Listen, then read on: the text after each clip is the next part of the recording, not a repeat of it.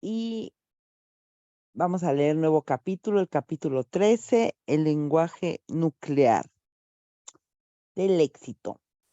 Hay que tener caos dentro de sí para poder dar a luz a una estrella danzarina.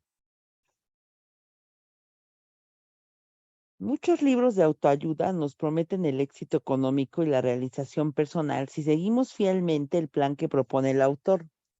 Nos venden como recetas para la prosperidad estrategias tales como desarrollar hábitos eficientes, ampliar nuestra red social, visualizar nuestro éxito futuro y repetir mantras con los que llamamos al dinero.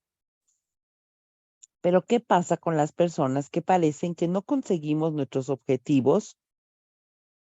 Hagamos lo que hagamos o sigamos el plan que sigamos.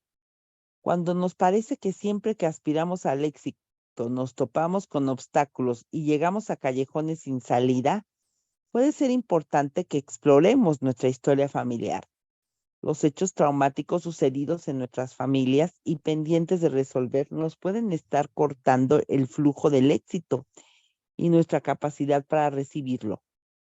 Podemos estar sufriendo las consecuencias de una serie de dinámicas que afectan a nuestra capacidad de sentirnos seguros y con vitalidad económica. Entre estas dinámicas se cuentan, entre otras, el que nos estemos identificando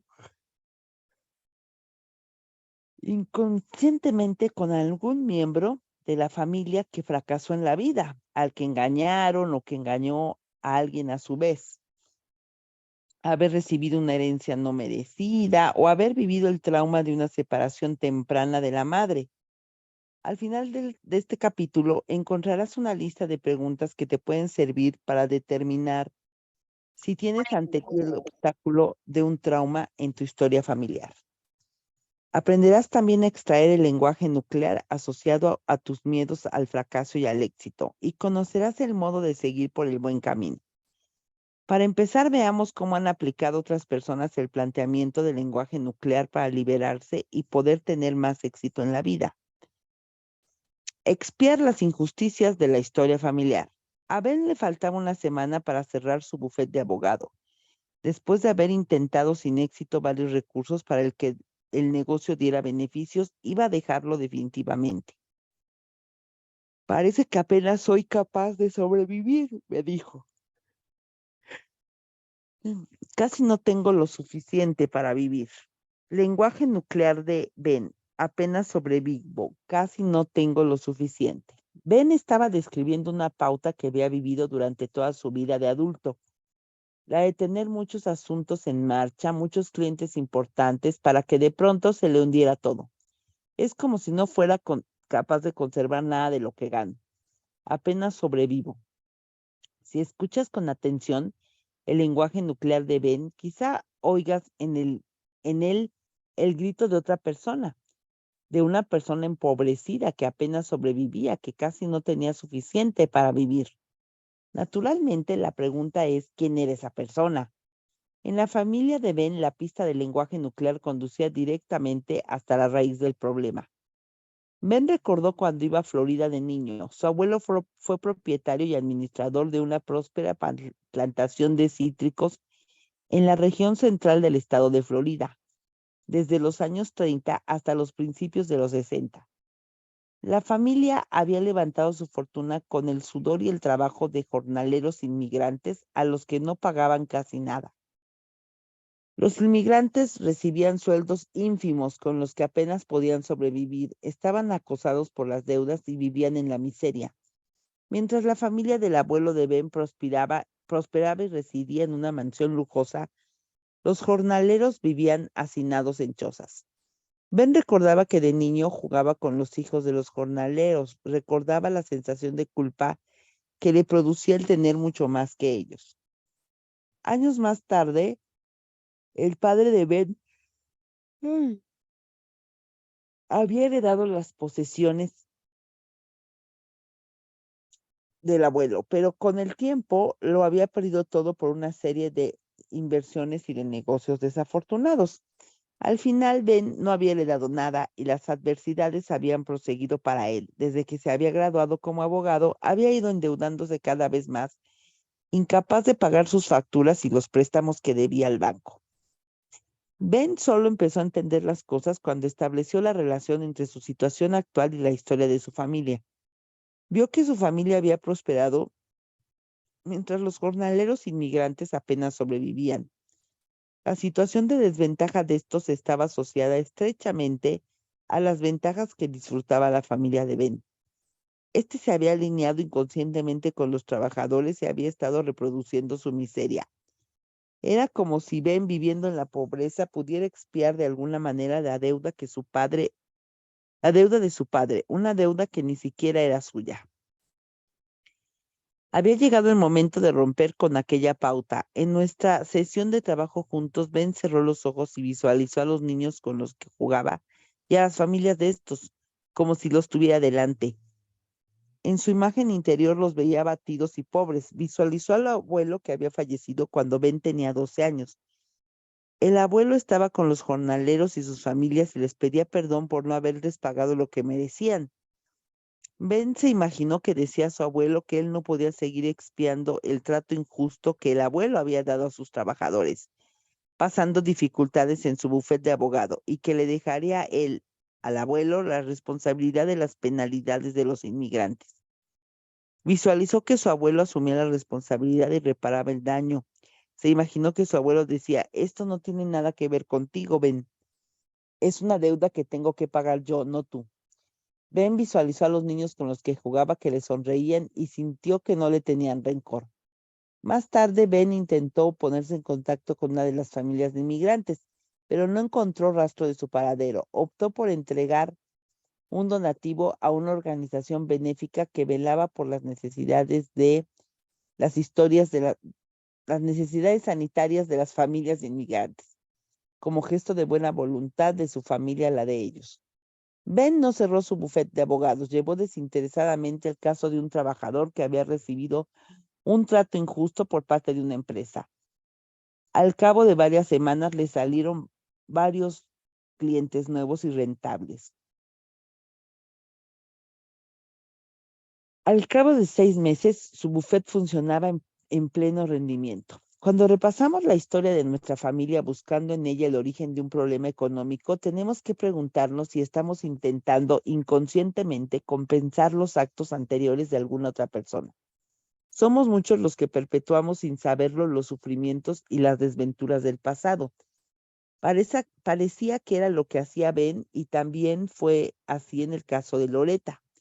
Lo que Loretta deseaba por encima de todo era tener una empresa propia. Según contaba ella, llevaba 30 años llenando los bolsillos de los propietarios de las empresas en las que trabajaba con su sudor y su duro trabajo.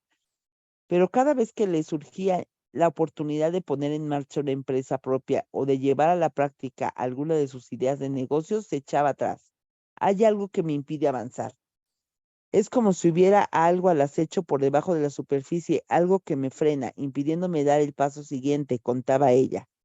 Es como si no me mereciera tener lo que tengo. Lenguaje nuclear de Loretta. No me merezco tener lo que tengo. Si nos adentramos en el pasado de Loretta, dejándonos guiar por su lenguaje nuclear, se nos ocurren 3 preguntas. ¿Quién no se merecía lo que tenía? ¿A quién se le frenó? ¿Quién no pudo avanzar? La respuesta tampoco estaba lejos en este caso. La abuela de Loretta en su testamento había legado la rentable granja familiar al padre de Loretta, sin dejar nada a los 4 hermanos y hermanas del padre de Loretta. Este prosperó mientras sus hermanos y hermanas pasaban penalidades. Desde entonces sus relaciones habían sido distantes. El padre de Loretta había obtenido una ventaja injusta respecto a sus hermanos.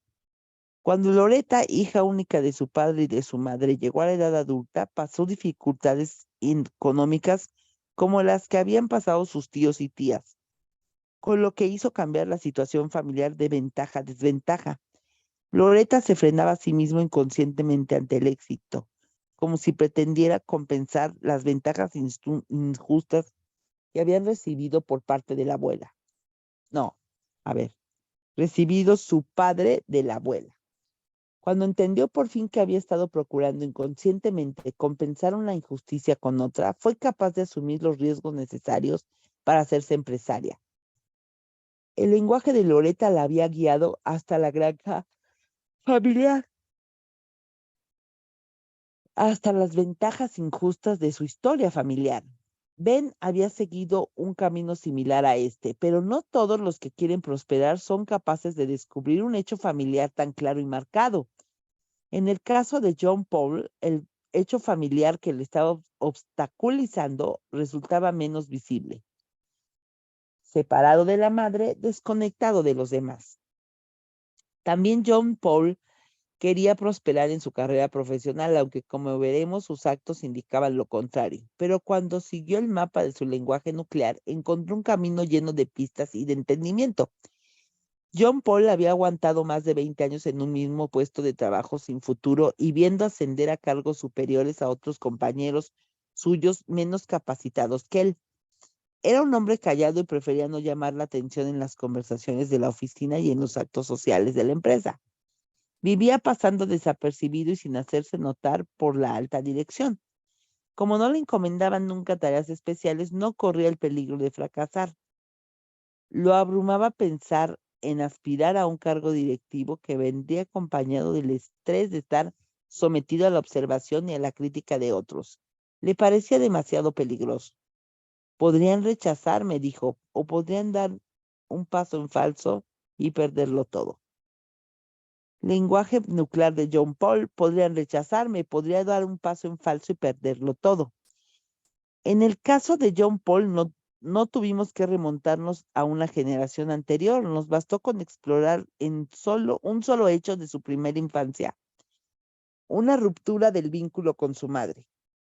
Muchos de nosotros hemos sufrido una interrupción del proceso del vínculo con nuestras madres y a semejanza de John Paul, no hemos sido capaces de establecer la relación de esta ruptura con sus efectos sobre nosotros en nuestra nueva vida adulta.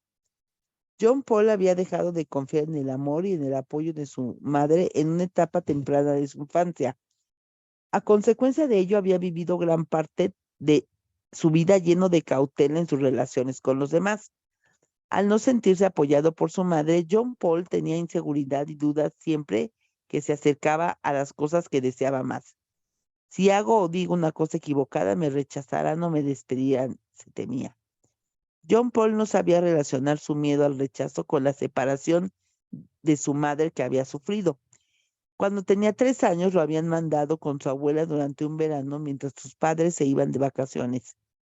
Los abuelos de John Paul vivían en una granja y aunque le habían dado todo lo que necesitaba físicamente, solían dejarlo solo en un corralito al aire libre mientras los adultos se ocupaban de sus tareas. En el transcurso de aquel verano, el abuelo había caído enfermo, por lo que la abuela había tenido que dedicarle una proporción de tiempo mayor de su atención y de sus energías. Mientras la abuela estaba tan atareada, John Paul no tardó en descubrir que le convenía más estar callado y no estorbar para no irritarla. Cuando regresaron los padres de John Paul, este no había tenido ningún modo de comunicarles lo terrible que había sido su experiencia. Quiso correr hacia ellos, pero algo lo contuvo. Sus padres, al advertir que no quería que lo abrazaran ni que lo mimaran, se habían limitado a suponer que se había vuelto más independiente durante su ausencia. Pero en el interior de John Paul se estaban desplegando unas experiencias contradictorias. Aquella autonomía suya se limitaba a ocultar la negativa de contar con la presencia de su madre. John Paul no se daba cuenta de que intentando protegerse de posibles desengaños ulteriores, había cerrado su propia vitalidad y se había impedido a sí mismo brillar. Lo que se escondía tras aquella fachada de independencia no era más que una asociación de la intimidad con el hacerse daño. Aquella huella fue un modelo por el que se guió durante buena parte de su vida de adulto. Por temor al rechazo y a las pérdidas, John Paul tomó medidas extremas para evitar esas conexiones que en realidad ansiaba en secreto. No se planteaba la posibilidad de asumir riesgos. Un riesgo equivocado podría suponer volver a perderlo todo. Cuando se interrumpe el vínculo temprano con nuestra madre, nuestras vivencias pueden quedar oscurecidas por una nube de miedo y de desconfianza. Otra consultante llamada Elizabeth vivía bajo una nube de este tipo a semejanza de John Paul. Elizabeth se había visto separada de su madre cuando tenía 7 meses. Había pasado 2 semanas ingresada a un hospital sin recibir los cuidados de su madre. La separación se había repetido más adelante, a los 3 y a los 7 años de edad. Había pasado como 2 estancias en el hospital de una semana a otra. Elizabeth decía que su trabajo actual de grabadora de datos en una oficina con otros 30 empleados era un infierno. Podía pasarse un día entero sin cruzar una palabra con nadie. Su distanciamiento de sus compañeros de la oficina se había agudizado tanto que Elizabeth había empezado a rehuir toda conversación en general, limitándose a responder con monosílabos a las preguntas que se le hacían. Si digo lo que no debo, me rechazarán, por eso me retraigo, me dijo. Me describió los pensamientos obsesivos y los medios que reproducía mentalmente por las nubes, por las noches. Cuando he tenido una conversación, la repaso mentalmente y una y otra vez. He dicho algo que no debía, he ofendido a alguien, debería haber dicho algo de otra manera, o bien envío mensajes de texto a mi amiga sin parar. ¿Por qué no respondes? ¿Estás enfadado conmigo? Cuando veía que sus compañeros de oficina charlaban entre sí, se le agudizaba el miedo. Temía que estuvieran hablando de ella. En último extremo, llegó a pensar que carecía de valor y que la rechazarían o la despedirían o que la despreciarían o la excluirían del grupo. Cualquiera de estas cosas le produciría los sentimientos de soledad y desvalimiento que había tenido de niña en el hospital. Elizabeth, como John Paul, no había sabido relacionar conscientemente estos sentimientos con la separación temprana de su madre que había sufrido durante sus estancias en el hospital. Lenguaje nuclear de Elizabeth: me rechazarán, me excluirán, no me integraré, me quedaré sola. Elizabeth, como John Paul, cargaba con un miedo a que la dejasen o la abandonasen. También, a semejanza de John Paul, Elizabeth encontró la resolución al establecer la relación entre su postura cauta ante la vida y la ruptura temprana que había sufrido con la fuente de la vida, su madre. El mero hecho de conocer esta relación le permitió empezar a desactivar las conclusiones a las que había llegado de niña y que le habían limitado la vida inconscientemente. Tanto John Paul como Elizabeth empezaron a curar la imagen interior que tenían de sus madres como fuentes poco fiables de apoyo y de cuidado. Cuando reconocieron el paralelismo entre las limitaciones de sus vidas y las imágenes limitadoras que albergaban, ambos se abrieron más a buscar en sus madres la vida que éstas podían darles. En el caso de John Paul, empezó por recordar cómo se emocionaba su madre cuando él le hacía dibujos. Había sido la propia Elizabeth quien se había cerrado ante su madre durante sus estancias en el hospital. Elizabeth vio por fin que ella misma había truncado los múltiples intentos de su madre por darle amor. Su madre le había sido fiel, la había apoyado y le había dado más de lo que ella reconocía. Cuando Elizabeth hubo entendido las repercusiones de aquella separación, se sintió esperanzada. Veía por primera vez una vía que podía conducirla a alguna parte. Su lenguaje nuclear no era más que el reflejo de las palabras de una niña pequeña que se quedó sola y se sintió abandonada por su madre. Vio por primera vez una luz al fondo del túnel. Siguiendo la pista del lenguaje nuclear, encontró el camino que la llevaría hacia el otro lado. Dinámicas familiares que pueden afectar el éxito. Nuestra vitalidad económica no solo puede quedar limitada por rupturas del vínculo con nuestra madre, como en los casos de Elizabeth y de John Paul, y por injusticias en los negocios y en herencias, como en los casos de Ben y Loretta.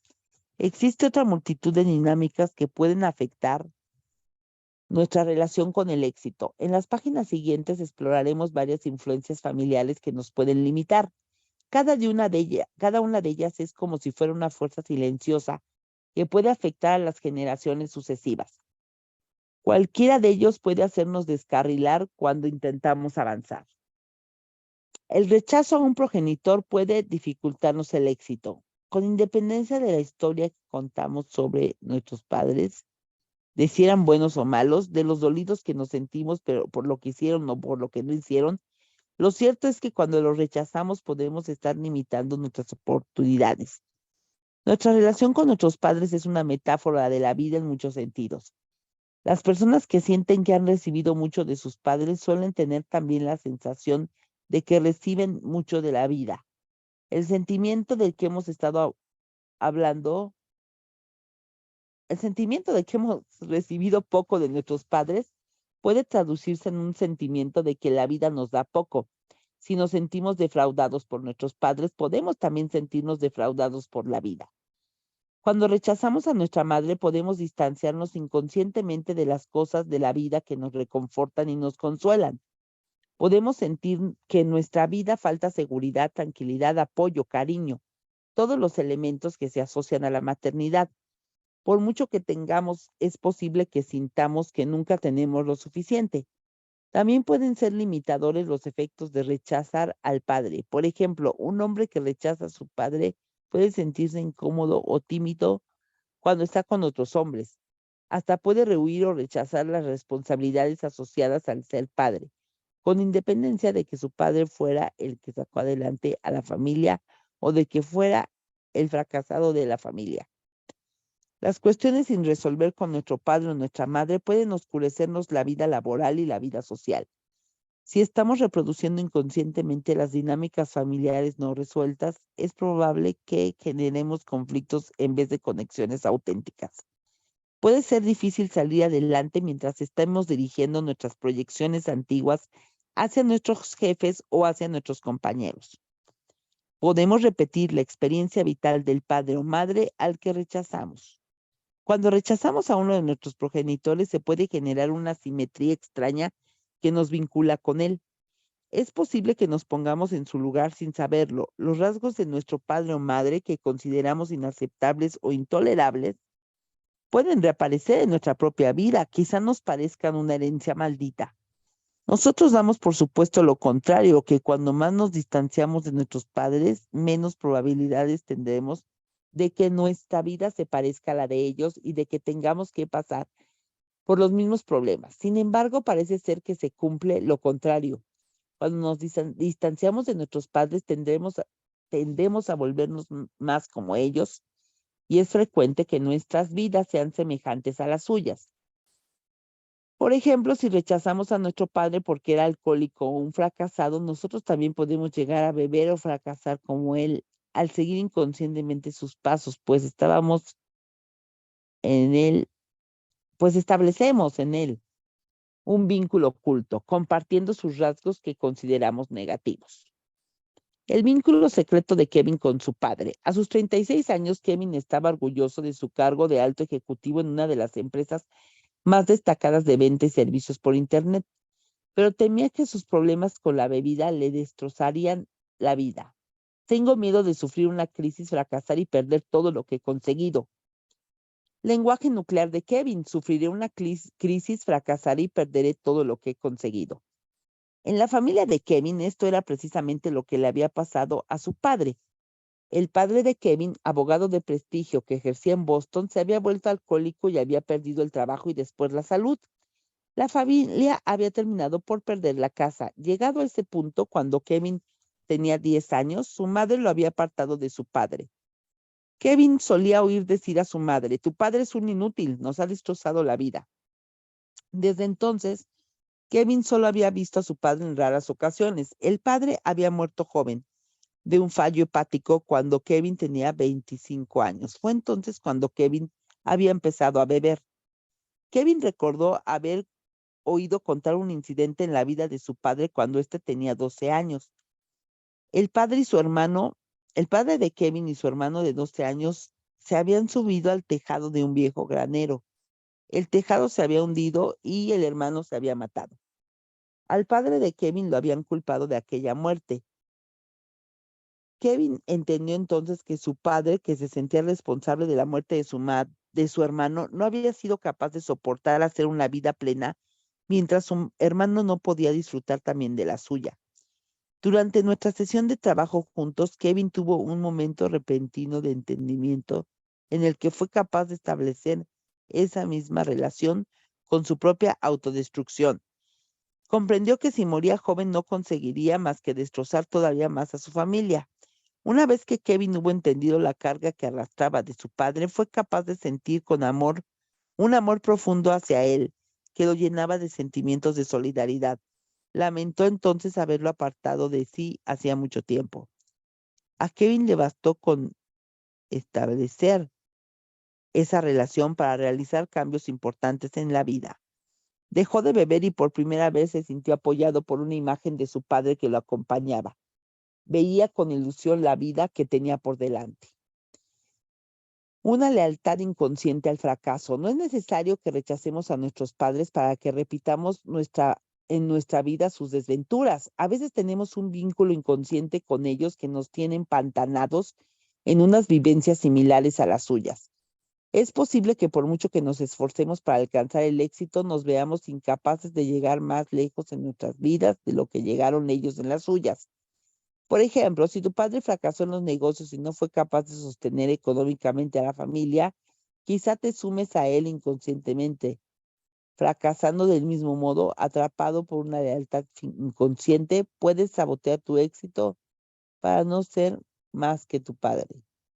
Otro consultante mío, Bart, era el componente más flojo del equipo de ventas de su empresa.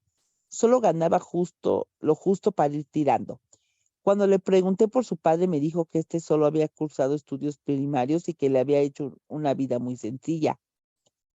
Le pregunté qué pasaría si hubiera mucho dinero y Bart me dijo que entonces perdería la sencillez de la vida, que era una virtud que solía alabar su padre.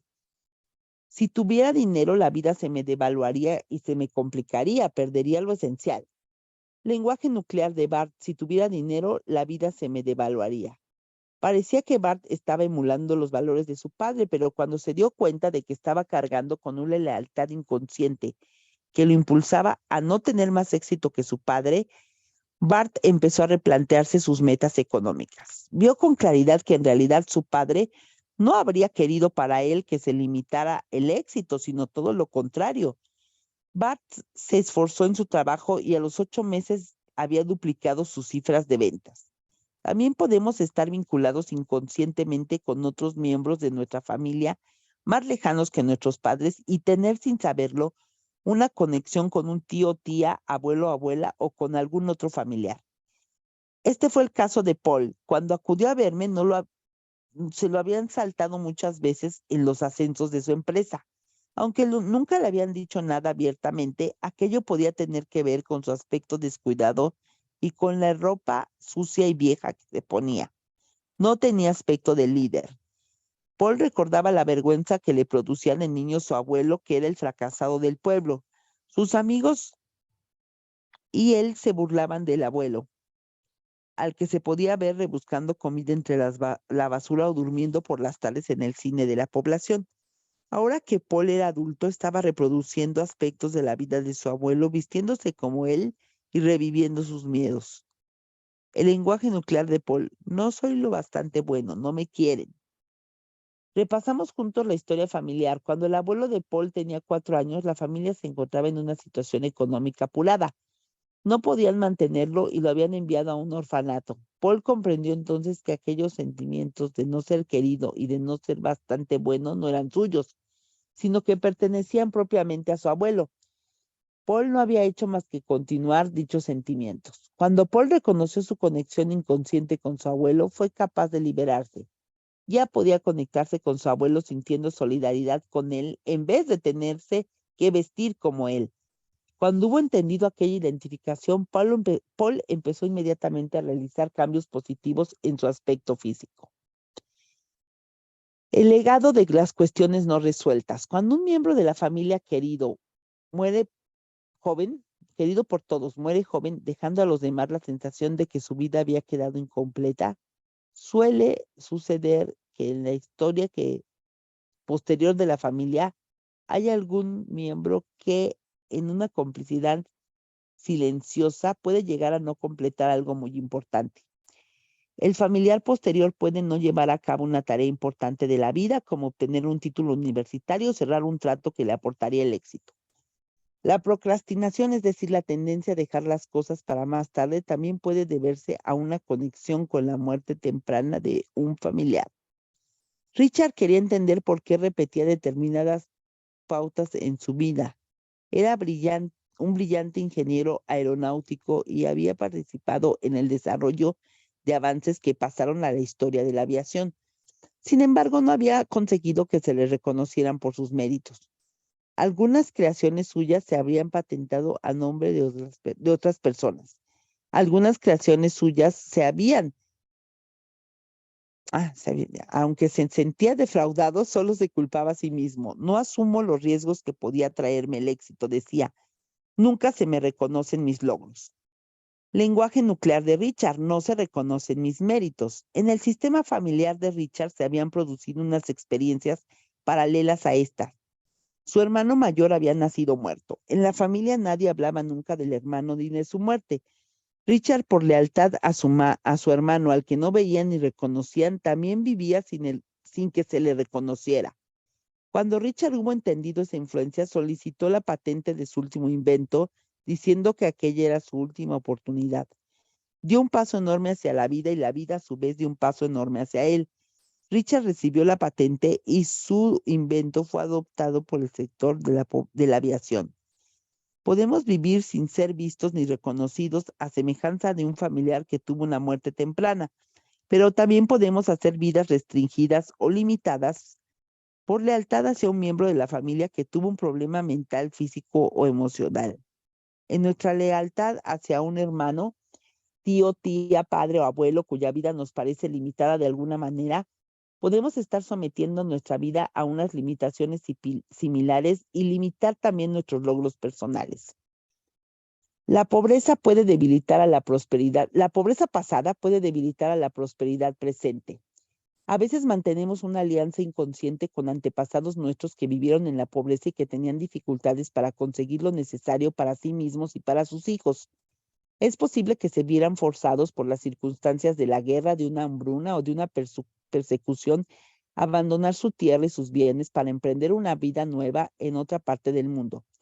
Si nuestros antepasados pasaron por duras penalidades, nosotros podemos estar perpetuando sus sufrimientos sin darnos cuenta de ello. Y a esto se debe que se frustren nuestros intentos de hacer una vida holgada. Puede resultarnos difícil tener más de lo que tuvieron ellos. Suele bastar en muchos casos con un rito sencillo de reconocimiento a los miembros de nuestra familia que pasaron penalidades y de recuerdo al país o a la cultura que dejaron para reasentarnos en nuestra situación actual y que seamos capaces de aprovechar la vida nueva que recibimos gracias al trabajo de ellos. Parece que con solo reconocer lo que pervive en nosotros de lo viejo, lo que llevamos de nuestro país o cultura de origen, se nos otorga permiso para vivir una nueva vida. Además, también nos reasentamos cuando nos sentimos agradecidos al nuevo país por habernos acogido y por habernos brindado oportunidades nuevas para el éxito. Más aún, cuando encontramos el modo de devolver algo a ese país a cambio de las ventajas que obtuvo nuestra familia, podemos devolverlo pagando los impuestos, respetando las leyes, haciendo labores benéficas. Parece que nos resulta más fácil recoger los beneficios que nos aporta este nuevo hogar.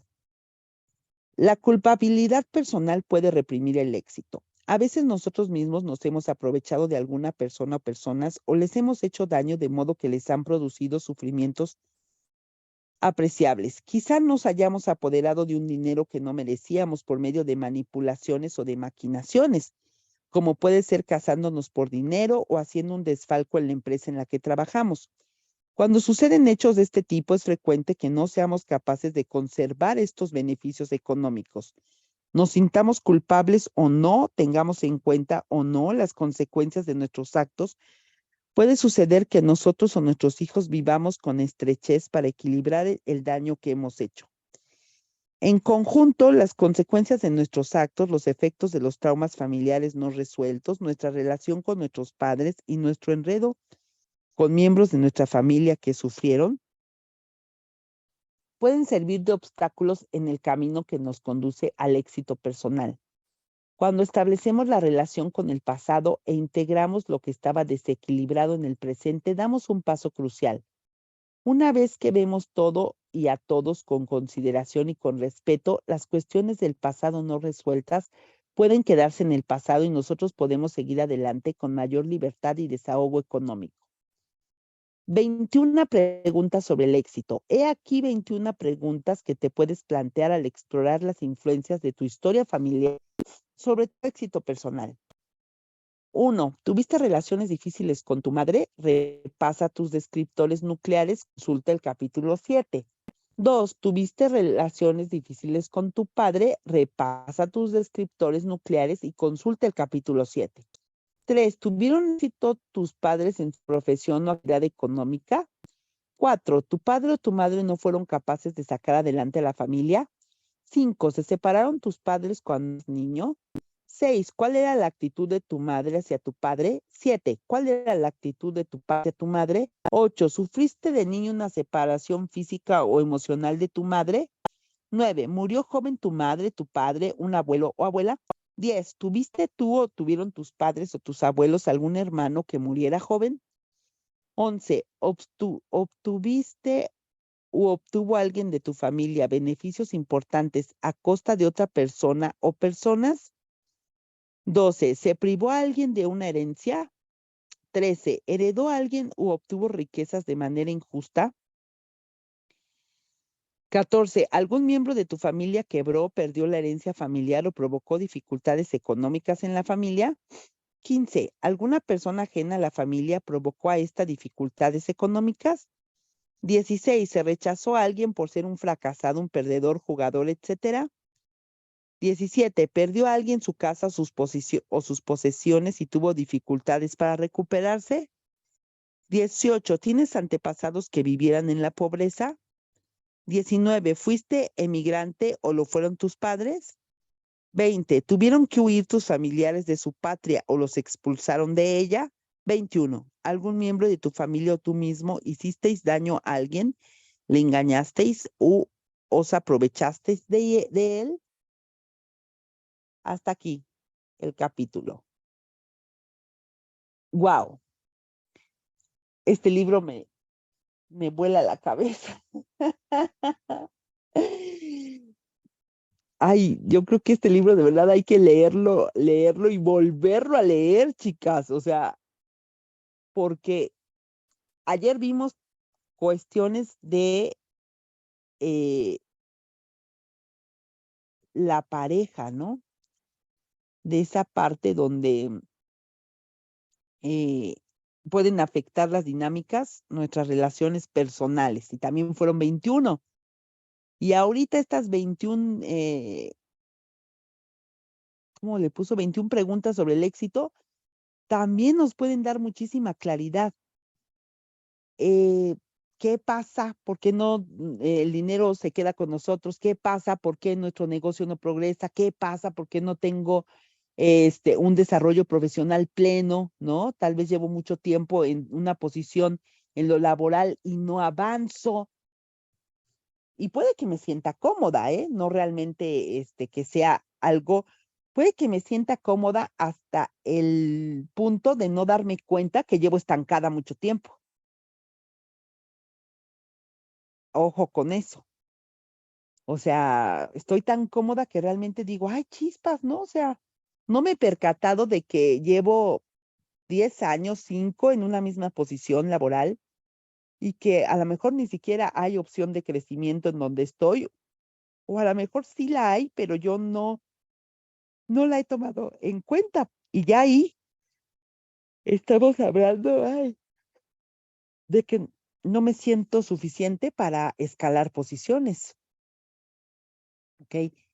O un negocio que de repente sube, de repente baja, el dinero que de repente me llega y no se queda conmigo. Acuérdense que hay veces que tengo dinero y de repente me salen gastos imprevistos, ¿no? Y dices, ¿por qué siempre me pasa que se me descompone esto, pasa aquello y se me dificulta ahorrar? Entonces, háganse estas preguntas, este, respóndanlas para ver si hay algo por ahí que pueda estar frenando el éxito y que sea algo transgeneracional.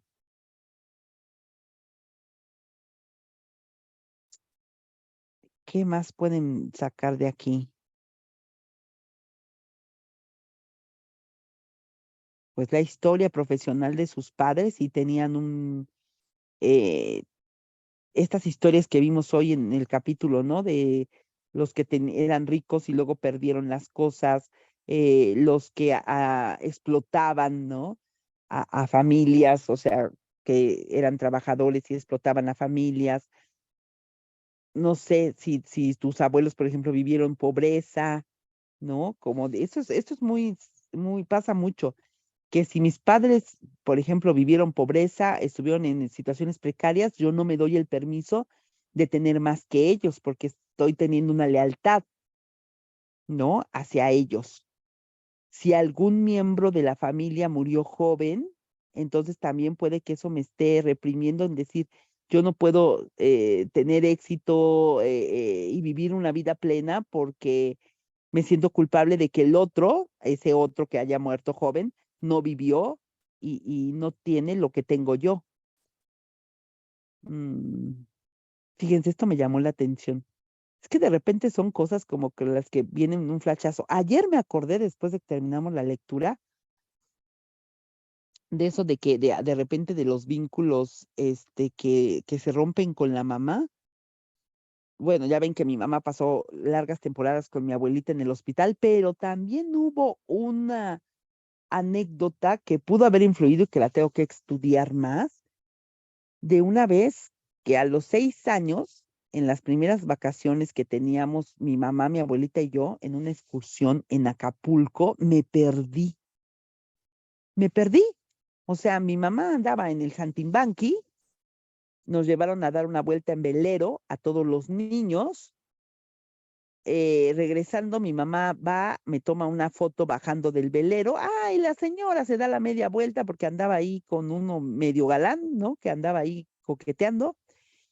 Y se va con él y no me da la mano para bajar. Alguien me baja del velero y yo, como siempre he estado bien cegatona, pues no traía lentes, evidentemente, en ese momento, pues agarro para otro lado, distinto a donde estaban todos los de la excursión. Y me voy, camine y camine, imagínense una playa ahí en Acapulco, ¿no? Camine, camine, camine, y no veía yo a mi mamá. Pero pasó un buen rato, chicas. O sea, yo recuerdo que yo seguía caminando, caminando, caminando, perdida completamente, pues ya me empezó a entrar esa sensación de desesperación y empecé a llorar. Entonces recuerdo muy bien que una niñita, como de mi edad o un poquito más grande, se me acercó y me agarró de la mano y me dijo, ¿qué te pasa? ¿Estás perdida? Fue un ángel esa niña. Y me acuerdo que yo nada más le dije, sí, ¿no? Ahí llorando. Entonces fue y le habló a su mamá y le dijo, mamá, esta niña está perdida. Fíjense, una niñita como de mi edad. Y entonces ya la mamá, pues ya me agarra y me dice, ¿de dónde? Me acuerdo bien, o sea, esa experiencia fue algo así que de verdad sí también la tengo muy presente. Me acuerdo que me dijo, ¿de dónde vienes, nena? ¿De dónde venías? O sea, caminando. Entonces ya le señalé, ¿no? De dónde venía. Y entonces ya como que habló con otras personas y ya le dijo a su hija, vente, vamos a acompañarla. Y ya me acuerdo que me dijo, a ver, vamos a caminar contigo hacia de donde venías para ver si ubicamos a tu mamá o a tu papá. ¿De qué color era el traje de baño de tu mamá? Y yo, pues bien cegatona y daltónica, ¿no? Me acuerdo que le dije, era negro, ¿no? Y no era negro, era azul marino. Entonces, ahí vamos caminando de regreso, pero les digo, un buen rato. Y cada que veían una señora con traje negro, me decían, ¿es tu mamá? No. ¿Es tu mamá? No.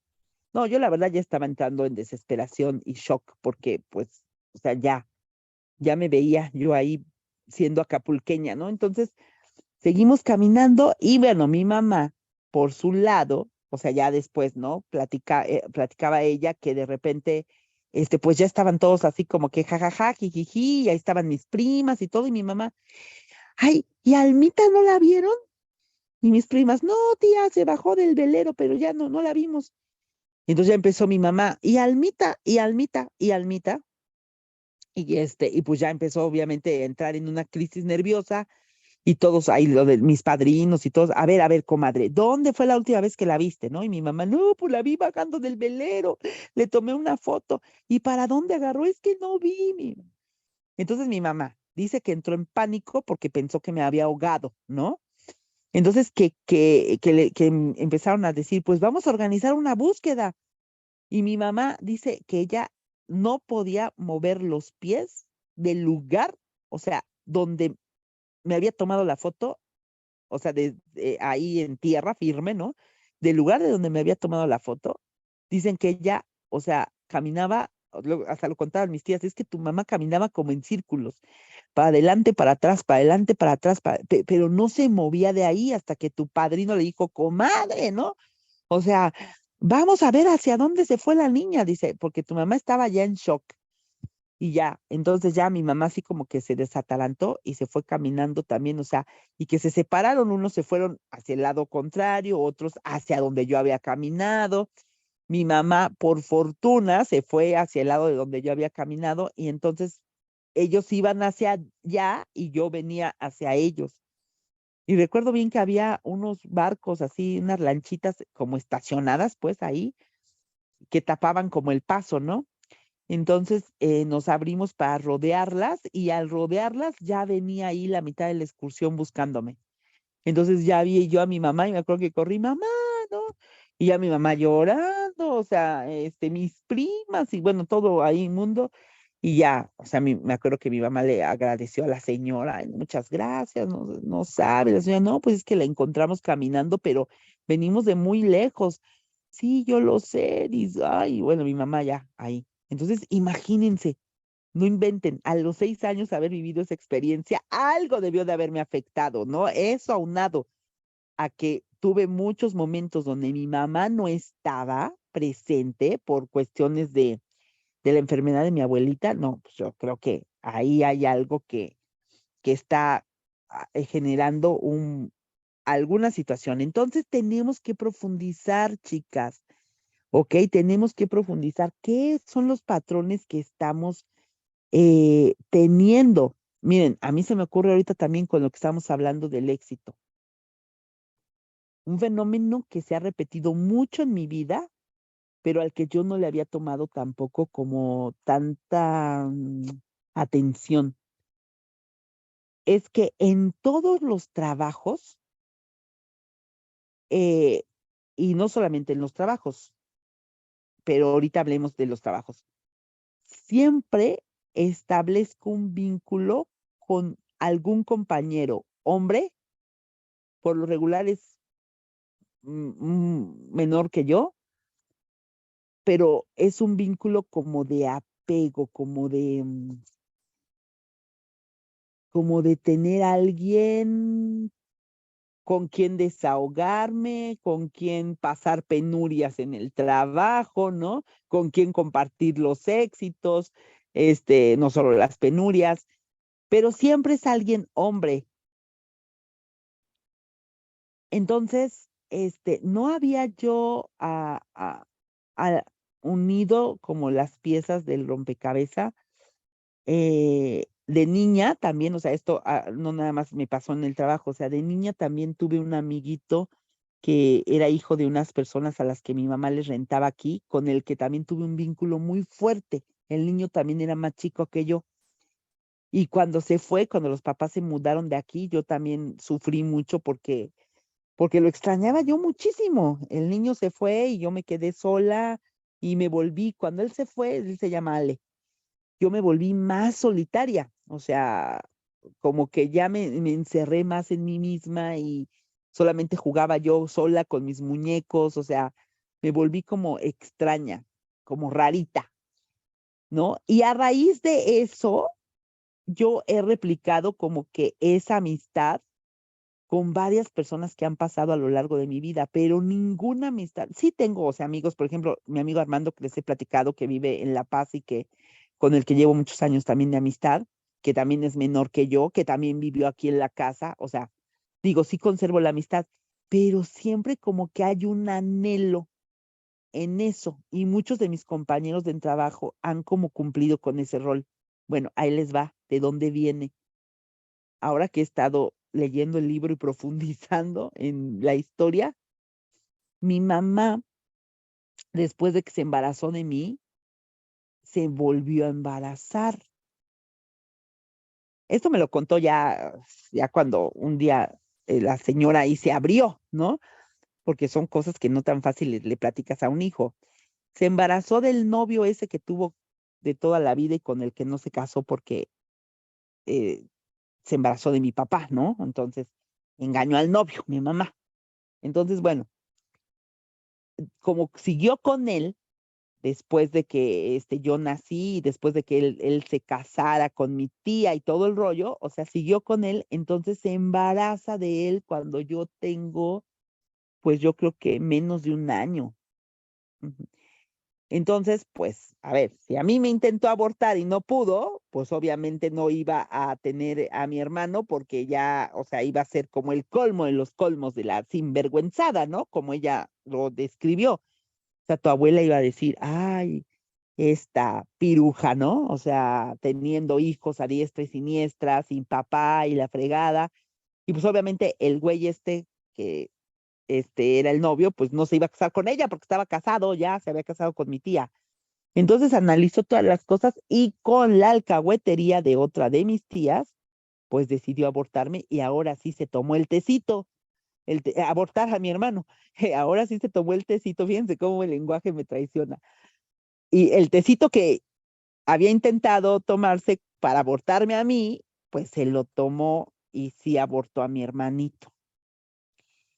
Entonces yo creo que de ahí viene ese hermanito, se le tiene que dar un lugar en la familia también, aunque fue un bebé no nacido, no formado, pero existió en el vientre de mi mamá, ¿ok? Y ella pues truncó su vida.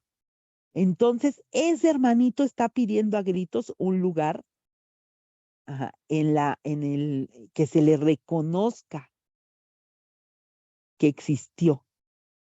Porque si no, yo voy a seguir replicando y replicando, buscando a ese hermanito, ¿sí me explico? En cada relación que tengo con una persona del sexo opuesto. Y esto no tiene nada que ver con amor, chicas, ni con, ay, no, no, no, esto es apego. Entonces, ese hermanito se recreó en mi relación que tuve con Ale cuando yo era niña, luego en la pérdida, cuando Ale se fue, y he buscado a ese hermanito en cada varón que se ha cruzado por mi vida menor que yo y con el que he compartido, porque y he establecido un vínculo con ellos de esa manera. Y ahorita se está volviendo a repetir en mi trabajo actual. Entonces, tengo que hacer algún ritual para darle a ese hermano el lugar en la familia que se merece. Entonces, mucho ojo con esto, porque algunas cosas afectarán nuestras relaciones y otras afectarán nuestro éxito por profesional, personal, económico. Entonces, vayan a lo profundo, ¿ok? Hay detalles muy desapercibidos. Este detalle del aborto de mi mamá estaba como velado, o sea, como que no lo estaba yo relacionando con esa sensación de que me falta algo, ¿sí? De por sí yo siempre tuve como que añoranza de hermanos, porque crecí en un entorno donde mis primos eran muy cercanos y todos ellos tenían hermanos, entonces yo ya tenía eso, aunado a lo del papá que tampoco estaba presente, o sea, son muchas cosas que impactan tu vida, pero no tenemos esa conciencia hasta que viene, o sea, algo así que nos empieza a decir, aguas, puede estar pasando esto en tu vida. Entonces, no subestimen los detalles, ¿ok? Algo así tan, ay, bueno, pues como que mi mamá tuvo un aborto, podrías ser tan intrascendente en tu vida, lo puedes estar tomando cuando realmente no es así y sí está afectando una parte de tu emocionalidad. Entonces, ojo con esas historias que están ahí, que están bajo la alfombra y que a veces nadie las quiere sacar, ¿ok? Nadie las quiere sacar y nadie las quiere desempolvar. Entonces, bueno, ahí tienen las preguntas, repásenlas. Ahorita también les voy a sacar el screenshot Y mañana, ay, ¿qué creen? Ya acabamos el libro. Ay, espérenme. Híjole, ya nada más nos falta el capítulo 14. Se llama La medicina del lenguaje nuclear. Ay, pero miren qué bonito, con qué bonito empieza. Si te miras atentamente la palma de la mano, verás a tus padres y todas las generaciones de tus antepasados. Todos ellos están vivos en este momento. Cada uno de ellos está presente en tu cuerpo. Tú eres la continuación de cada una de esas personas. Qué padre. Y ya vienen los pasos siguientes y acabamos.